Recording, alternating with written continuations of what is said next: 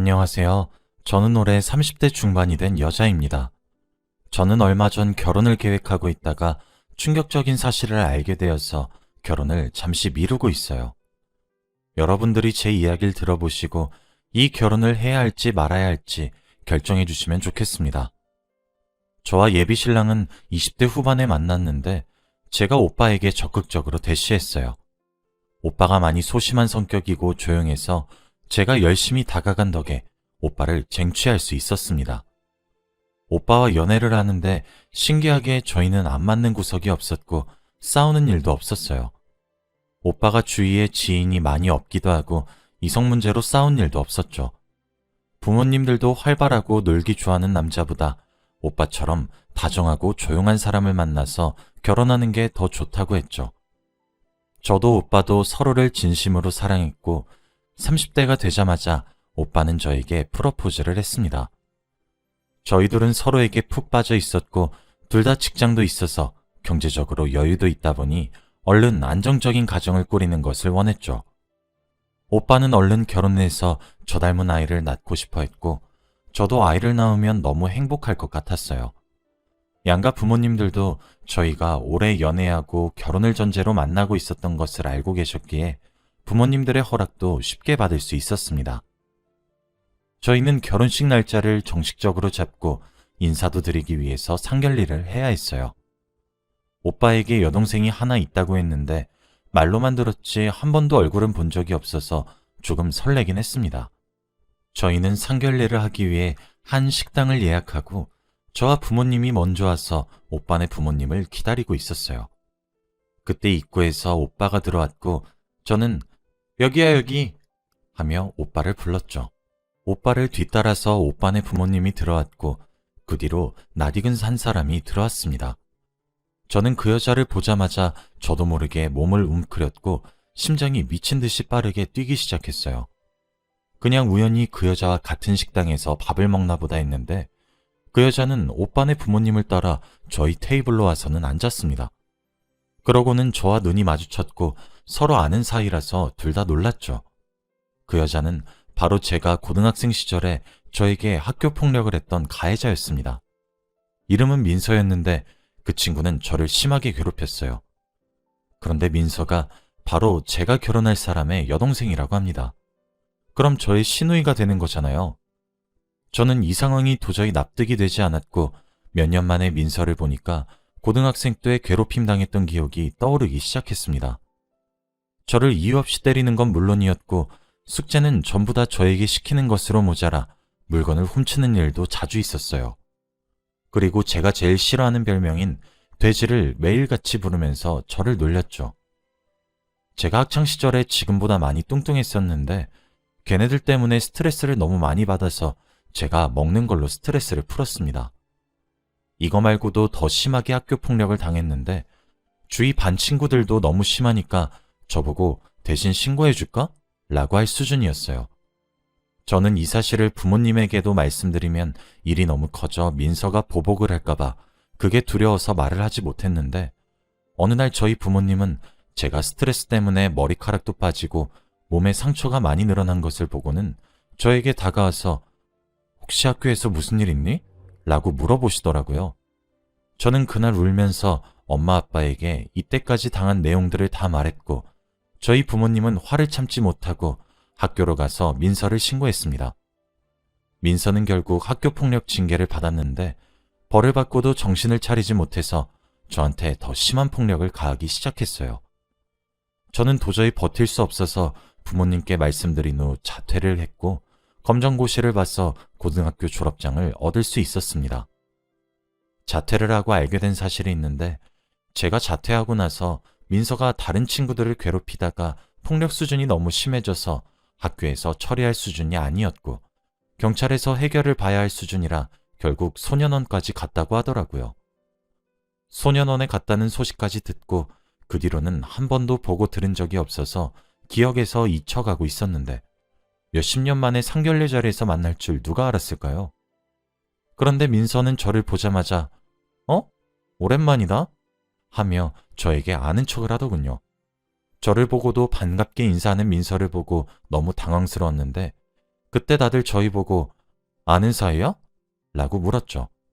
민서는 그냥 학교 친구였어 라고 말을 했고 저는 민서의 뻔뻔함에 할 말을 잃었습니다.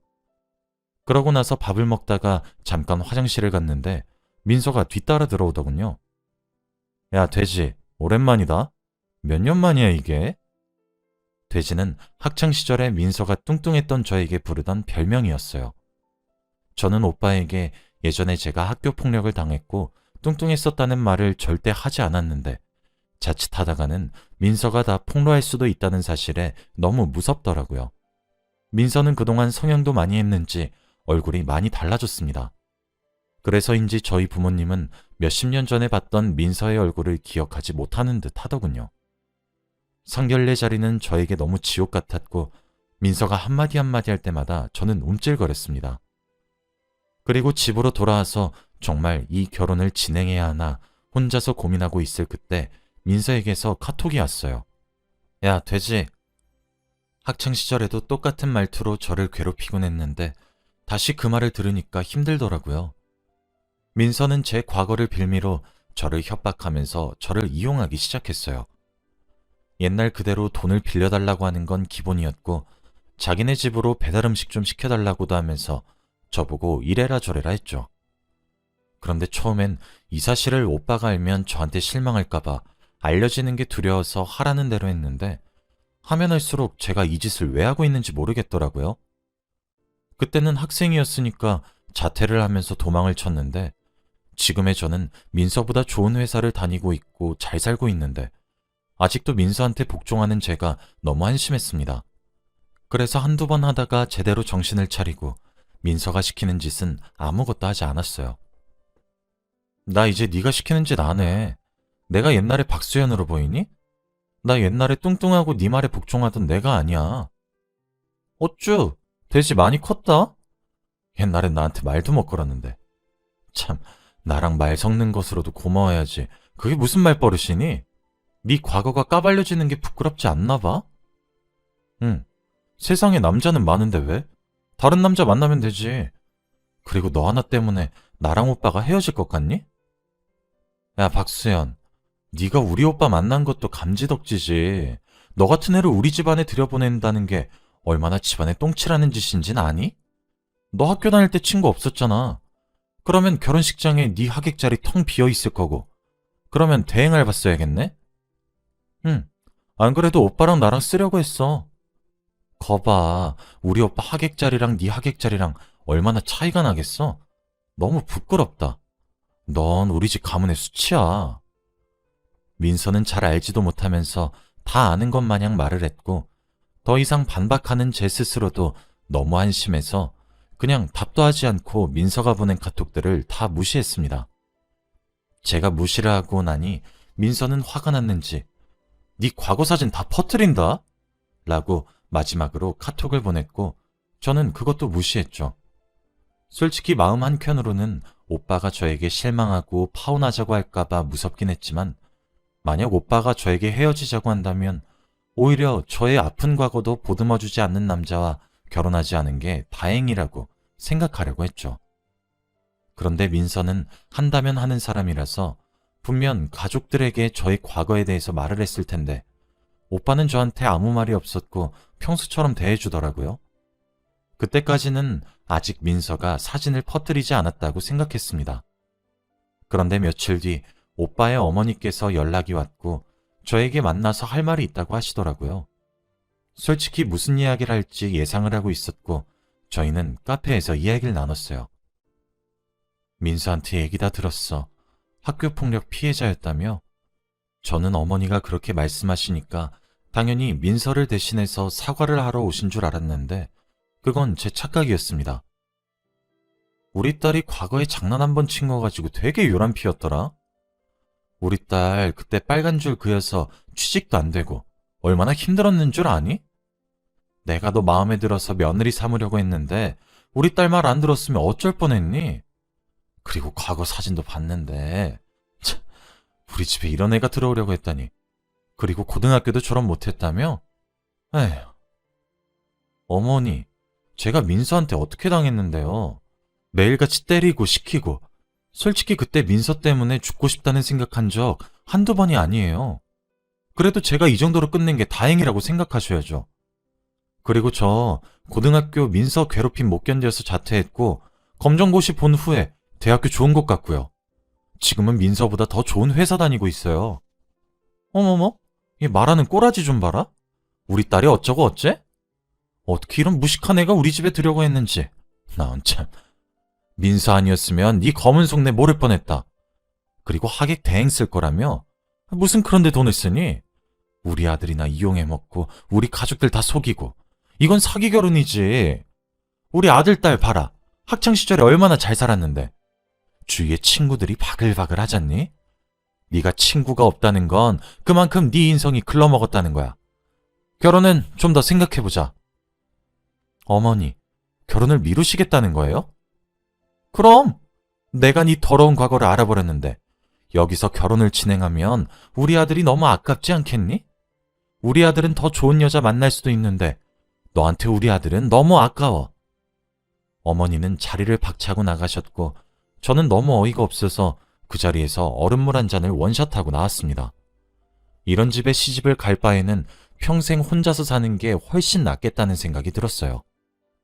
저는 오빠에게 다 말하고 싶었지만 저녁이 될 때까지 오빠가 연락이 없길래 오빠가 제 과거를 알고 저와 헤어지려고 하나 보다 싶었습니다. 오빠네 가족들은 며칠 동안 저에게 연락하지 않아서 결혼도 무산이 되었다고 생각하려는 찰나 그때 오빠의 어머니께서 연락이 왔습니다. 내가 미안하다. 딱 이 한마디 하셨습니다. 내가 아무것도 모르고 너한테 막말을 했구나 며느라. 지금 우리 민서는 오빠한테 미안하다고 사과하고 있고 나도 너한테 막말한 거 사과하려고 한다. 내가 우리 아들에 대해서 너무 무관심했어. 잘 알지도 못하고 심한 말을 해버렸네. 처음에는 결혼을 생각해보자고 했던 어머니가 갑자기 왜 저를 며느리라고 칭하시면서 사과를 하나 싶었는데 잘 알지도 못하고 라는 문장을 듣고 오빠가 자기 가족들에게 모든 사실을 다 말한 것을 눈치챘습니다. 사실 하객대행도 오빠가 하자고 한 거예요. 오빠는 부모님 모르게 혼자 가지고 있던 상처가 있었습니다. 소심한 성격의 오빠는 학창시절에 친구를 사귀지 못했고 대학교를 가서도 회사에 가서도 소심한 성격 탓에 사람을 멀리하는 경향이 있었어요. 그리고 잘 적응도 못하고 말이 없다 보니 사람들이 은근히 오빠를 따돌렸기에 오빠는 지인이 많이 없었습니다. 그래서 하객대행은 제 하객자리가 아니라 오빠 하객자리에 하려고 했던 거였죠.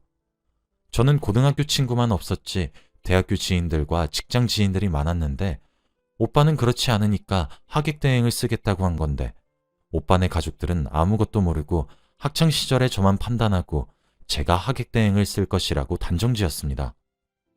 오빠가 나중에 말해줬는데 어머니가 저와 카페에서 이야기를 하고 화가 잔뜩 난 채로 집으로 돌아와서 오빠에게 결혼하지 말라고 했대요. 오빠는 갑작스럽게 무슨 소리냐고 물었고 모든 내용을 다 말하니까 오빠는 화를 참지 못하고 왜 알지도 못하면서 그런 말을 해요? 라고 했답니다. 오빤 성격이 워낙 소심하고 조용해서 한 번도 화내는 걸 본 적이 없는데 그렇게 큰 소리 친 건 처음이었다고 하더군요. 그래서 어머니와 민서한테 자신이 왕따를 당하고 있다는 사실을 말했고 그때 어머니는 뒷목을 잡고 주저앉아 버렸대요. 민서는 제가 뚱뚱했던 사진을 보여주면서 이래도 얘랑 결혼하고 싶어? 라고 물었고 오빠는 오히려 학교 폭력을 했던 민서에게 화를 불같이 내면서 당장 저한테 사과하라고 했다더군요. 그런데 민서는 끝까지 고집을 피우면서 내가 그런 돼지한테 왜 사과해? 난 잘못한 거 없고 그때 징계 받았으면 됐지. 라고 했다고 합니다. 저는 원래 민서가 그런 성격이니까 그런가 보다 했는데 오히려 화는 오빠가 더 냈어요. 오빠는 민서가 어렵게 들어간 회사 커뮤니티에 글을 썼는데 민서가 과거에 비행을 저질러서 소년원에 갔다는 사실과 지금도 정신 못 차리고 피해자한테 이런 짓을 하고 있다고 아주 자세하게 글을 썼고 글 마지막에 새언니에게 제대로 된 사과를 한다면 이 글을 삭제하겠습니다. 라고 작성했습니다. 민서가 다니는 회사가 큰 회사는 아니었지만 그래도 민서는 과거 저지른 일 때문에 어렵게 들어간 회사라서 잘리면 안 됐죠. 글을 쓴 날 저녁에 저희 집으로 찾아와서 무릎을 꿇고 사과했습니다. 내가 죽을 죄를 지었어. 용서해줘. 앞으로 다신 안 그럴게. 라고 하더라고요. 민서는 그 말을 하면서 눈물을 뚝뚝 흘렸고 진심인지 아닌지 모르겠지만 그래도 저는 사과를 받아주기로 했습니다. 오빠에게 사과를 받았다고 말하고 글을 삭제하라고 했어요. 오빠는 저에게 왜 자기 동생한테 폭력당한 사실을 말하지 않았고 자기 가족들이 괴롭히는데 반박하지 않았냐고 화를 내더군요. 솔직히 저도 화가 나고 억울했지만 제가 말한다고 해서 달라지는 건 하나도 없다는 것을 제가 제일 잘 알았기에 조용히 있었던 겁니다. 학창시절에 폭력을 당했던 저는 이런 상황을 누구보다 잘 알았거든요. 그리고 오빠가 숨기고 싶어 했던 비밀을 제가 함부로 이야기하는 것도 예의가 아니라고 생각했고요. 오빠는 제 이야기를 듣고는 저를 안아주면서 내가 미안해. 내가 다 잘못했어. 라고 하며 진심으로 사과를 했고 행복하게 해주겠다면서 결혼을 다시 추진해보자고 했습니다. 솔직히 결혼 전부터 이런 어색한 사이가 된 집안과 다시 잘 지낼 수 있을까요? 민서와 어머니가 저한테 했던 말들이 아직까지 가슴에 박혀 있어서 가끔씩 떠오르곤 하는데 민서와 어머니를 계속 보면 상처가 더 깊어질 것 같습니다. 오빠는 결혼하고 시댁은 아예 오지 말자고 했지만 그래도 가족인데 그럴 수 있나요? 그래서 지금까지도 결혼을 고민하고 있고 오빠는 저 아니면 결혼 안 하겠다고 난리를 피웁니다. 오빠 가족들도 결혼해달라고 부탁하고 있는 상황이고요. 저도 오빠가 좋긴 하지만 신우이가 제 학창시절 학교폭력 가해자인 게 너무 걸리네요. 여러분들이라면 어떻게 하실 생각인가요? 제 이야기는 여기까지입니다. 들어주셔서 감사해요.